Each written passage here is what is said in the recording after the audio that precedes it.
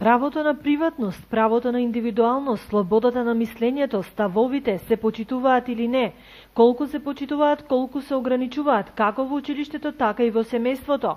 Ова беа темите за кои денес отворено разговараа средношколците од Виница во рамките на работилницата организирана од првата детска амбасада Меѓеши, а во рамките на проектот за мировно образование.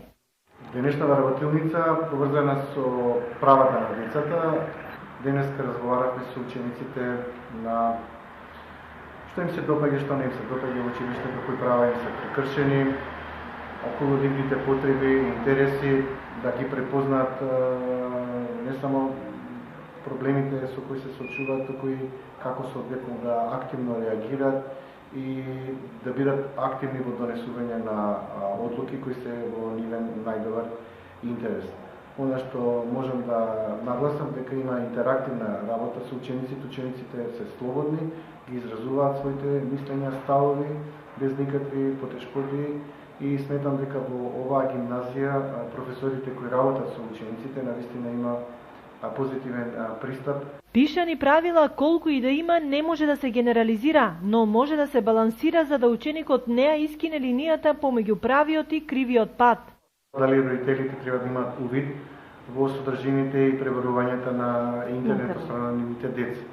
Дискусијата се разви од таа страна да тинеџерите беа со строго уверување дека не треба да се има контрола на родителите и дека ќе им биде загрозена правата на приватност, но имаше и спротивставени ставови затоа што некогаш родителите отварат профили на своите деца на Facebook и помали од 13-14 години и дека не се доволно информатички упатени како да децата да им помогнат за да се самозаштитат.